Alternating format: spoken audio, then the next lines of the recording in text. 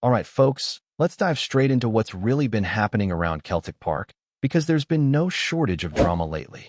From transfer whispers to the managerial hunt, and even some player frustrations bubbling under the surface, it feels like every corner of Celtic is buzzing right now. Let's start with the name that's been floating around a lot these past few weeks, Yamada. When he first arrived from Kawasaki Frontale for around £1.3 million, fans were curious but hopeful. He came in with a bit of a reputation back in Japan, and, at the time, many thought he could be the man to fill the void left by Kyogo Furuhashi, who'd made that £10 million move to Rennes earlier in the year. Fast forward a few months, and it's fair to say things haven't exactly gone the way anyone expected. Back in July, Yamada looked like a man ready to make an impact. In his debut against Al Ahly during the Como Cup, he replaced Johnny Kenny at halftime and immediately brought a spark. You could see the hunger in him. Within minutes, he'd found the back of the net, only for the goal to be ruled offside by the tightest of margins. Even so, the fans watching could sense something promising. He then kept his cool during the penalty shootout, stepping up confidently to bury the fifth and decisive penalty. Brendan Rodgers praised him at the time, calling out his work rate, his pace, and his composure in front of goal. Everything pointed to Yamada being part of Rodgers' long-term plans. But football has a funny way of turning things on its head. For reasons still not entirely clear, Yamada found himself out of the Europa League squad not long after Celtic's early Champions League exit. It was a strange move, and one that raised eyebrows among supporters. Since then, appearances have been rare, so rare that many began wondering if there was something going on behind the scenes. Last weekend against Hearts, he got his chance again, coming on for Kenny around the hour mark. Unfortunately, that match ended in a dismal 3-1 defeat, a result that would be Brendan Rodgers' final act as Celtic manager before his resignation the following day. Now, with Martin O'Neill stepping in as interim boss, many thought it might be a fresh start for Yamada. A new manager often means a clean slate, especially for players who've been waiting for opportunities. But that wasn't the case this time. When Celtic faced Falkirk in midweek, Yamada wasn't even in the matchday squad. There was no clear explanation for his absence, no mention of an injury, no tactical reasoning given. Kenny started up front again, while 19-year-old Callum Osamand, newly promoted from the academy after being flagged up by assistant Sean Maloney, took a place on the bench. The young striker even made his debut later in the match, coming on to replace Sebastian Tenekti in what turned out to be a dominant 4-0 victory. That left fans wondering, what does this leave Yamada? Because if we're being honest, it doesn't look great. Daisen Maeda is on his way back from injury. Kenny is in form with 2 goals, and the team's momentum seems to be moving without him. All signs point to Yamada spending Sunday in the stands at Hampton, watching on as Celtic face Ibrox opposition in the Premier Sports League Cup semi-final. That's a tough pill to swallow for a player who, just 3 months ago, was being talked about as the next big attacking hope. It's a reminder of how quickly football narratives can flip. One moment you're the fresh face everyone's excited about. The next, you're on the fringes, your future uncertain. For Yamada, January could be make or break. Whether it's a loan move to get more minutes, or even a permanent switch elsewhere, something has to give. He's too talented to be sitting idle, but with competition fierce and patience running thin, Celtic may need to make a tough call sooner rather than later. Meanwhile, as all this unfolds, the club's attention is also fixed on something even bigger, finding a new permanent manager. After parting ways with Rodgers earlier in the week, the board has been moving quickly behind the scenes. Names are being thrown around, and one that's gaining traction is Nicky Hyen, currently in charge of Club Brugge. The Belgian coach has quietly built a strong reputation for himself, not just for results, but for developing young players and implementing a high-tempo, attacking style of play. Celtic fans might remember him from last season when the boys drew 1-1 against Club Brugge in the Champions League. That match left a strong impression, and since then, Hyen's stock has only risen. This season, he's managed to defeat Rangers twice in Champions League qualifiers, something that will definitely have caught the eyes of people at Celtic Park. Reports in Belgium suggest Celtic have already made contact with him, though they'd need to pay compensation since he only signed a new deal in June. Brugge, understandably, aren't keen on losing him, especially considering how well things have been going. What makes this particularly intriguing is how well Hyen's philosophy aligns with what Celtic are looking for. He values dynamic football, encourages youth progression, and has shown he can perform in Europe, all key ingredients for success at Parkhead. And let's be honest, the allure of Celtic is powerful. Between the money, the prestige, and the unique atmosphere of Glasgow, it's a tempting proposition for any ambitious coach. The Scottish Premiership champions play in Europe every season. Their fan base is among the most passionate in the world, and the potential to leave a legacy here is enormous. But, of course, it won't be simple. Club Brugge are reluctant to let their manager go, and they'll likely demand a hefty fee if Celtic want to bring him in. Belgian media reports have hinted that Brugge are nervous about losing Hyen, especially after some of his recent comments that seem to leave the door open for new opportunities. It's one of those situations where both clubs are playing a bit of chess. Celtic quietly assessing their options, Brugge holding tight to their man, and Hyen somewhere in the middle, weighing up what could be a massive career move. In the end, what we're seeing right now is Celtic at a crossroads. A few months ago, things seemed stable, but football doesn't wait for anyone.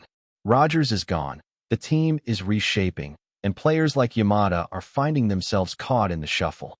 Whether it's the hunt for a new boss or the battle for places within the squad, this feels like one of those defining stretches in Celtic's season where everything could shift, for better or worse.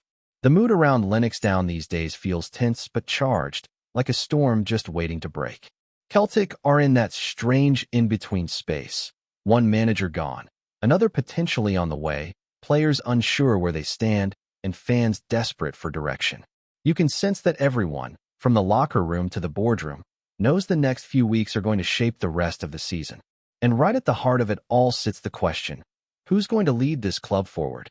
And who's going to be trusted on the pitch to make it happen? The Brendan Rodgers chapter ended faster than most expected. His second spell promised a rebuild, a more mature version of the man who once left for Leicester, but somewhere along the way the energy just fizzled out. The football became cautious, the spark that defined his early Celtic. Sides never truly returned, and after that painful defeat to Hearts, you could almost see the writing on the wall. When the resignation came, there was frustration, sure, but also a bit of relief.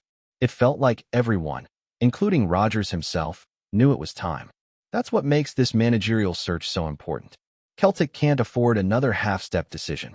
They need someone who understands what it means to be here, someone who embraces the pressure, the expectations, and the chaos that comes with managing in Glasgow. The city doesn't wait for anyone. Every match, every training session, every substitution gets scrutinized. You either thrive under it or crumble. And that's exactly why Nicky Hyen's name keeps cropping up. He's young, ambitious, adaptable, and has shown he can get results without having a huge budget behind him. People in Belgium describe him as a tactical thinker, the kind of coach who studies every detail but still trusts his players to express themselves. His Club Brugge side are known for their intensity, pressing high, moving the ball quickly, and always trying to control the rhythm of the match. It's the sort of football that would fit well with Celtic's DNA, fast, aggressive, and forward-thinking. But, of course, adapting that style to the Scottish game is another challenge altogether. You can play beautiful football in Europe, but when you're away at Motherwell on a cold December afternoon, you also need grit. The question is whether Hyen has that balance in him, and whether he's ready for the cauldron that is Glasgow. Behind the scenes, Celtic are doing what they always do, weighing ambition against practicality. The club wants to stay stable financially, especially after years of success domestically but limited progress in Europe. The board knows the fans crave excitement, but they also remember the chaos that followed the wrong appointments in the past. So, while supporters are already dreaming about a new, dynamic era, those making the decisions are being careful, perhaps even too careful. Meanwhile, the players are caught in the middle of all this uncertainty. Some are playing for their futures, others just waiting to see who the new boss will be before deciding their next move. For someone like Yamada, that's a difficult spot to be in. He came here to grow, to prove himself, but now he's stuck between managers, watching opportunities slip by. The talent is there, the movement, the pace, the composure, yet without a clear role in the system, it's all going to waste.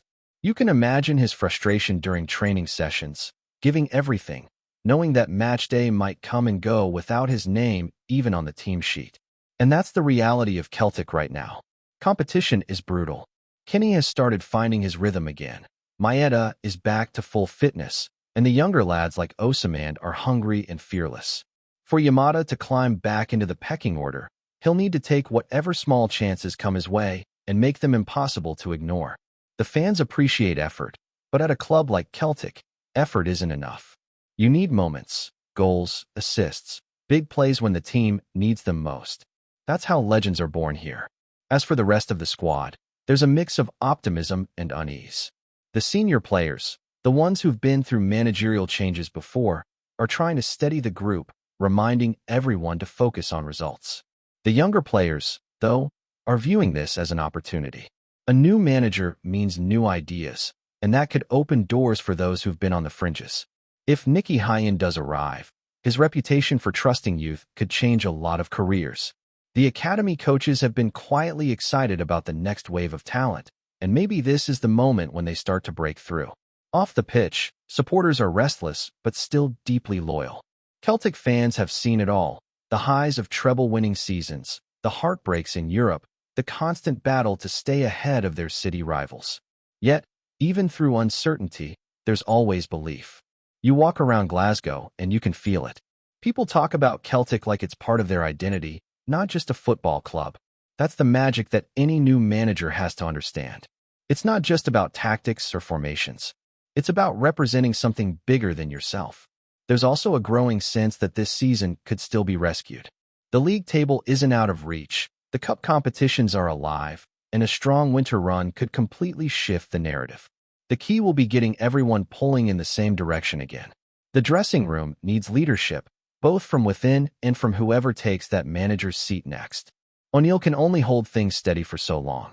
Celtic need a vision, a sense of where they're heading beyond the next few matches. In football, moments like this are defining. You either spiral or you rebuild stronger. Celtic have been through rough patches before and always found a way back. The infrastructure, the fan base, the resources, it's all there. What they need now is clarity.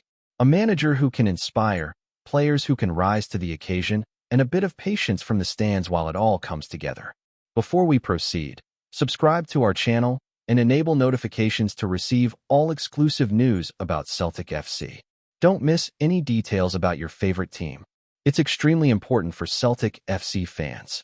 Whispers are swirling around Parkhead as the Celtic faithful get ready for what could be one of the most intriguing defensive moves of the season. Sources close to the club suggest that Jack Hendry, the towering center-back whose previous spell at Celtic left fans divided but intrigued, is on the verge of a return to the boys. While nothing has been officially confirmed, the mere hint of Hendry's comeback has already sent ripples through the Scottish Premiership, with supporters and pundits alike speculating about the potential impact of his aerial prowess. Hendry, known for his commanding presence in the box and uncanny ability to win headers, seems to be exactly the kind of reinforcement Celtic's backline has been craving. During his previous stint, the defender showcased flashes of brilliance, often turning games with critical interceptions and crucial clearances, though consistency sometimes eluded him. Now, with the club reportedly eager to bolster its defensive depth, the return of Hendry could provide both experience and a physical edge that has been missing in recent campaigns. Insiders claim that negotiations have been quietly progressing, with the club confident that a reunion could happen sooner rather than later. The murmurs hint at a strategic plan to solidify set-piece defense and add a formidable aerial threat during attacking situations, something Celtic fans have long hoped to see improved. Managers and teammates are said to be optimistic, recalling Hendry's ability to dominate in the air and provide leadership at the back, even in the most high-pressure moments. Of course, the Scottish tabloids have been alive with speculation, debating how Hendry would fit into the current squad. Would he slot straight into the first team, or would his role be more of a rotational option to keep the defense fresh? Conversations in fan forums suggest a mix of excitement and cautious optimism, with many pointing out that if Hendry can rediscover his best form, Celtic might have just unearthed a secret weapon for both league and European fixtures. While official confirmation remains elusive, the rumor mill shows no signs of slowing. If Jack Hendry does indeed return to Celtic, one thing is certain: Aerial battles in Glasgow's East End are about to become far more interesting.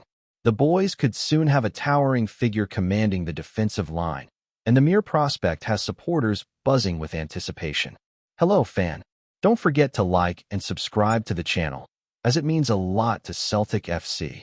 Also, share your opinion about the news in the comments below. See you in the next video.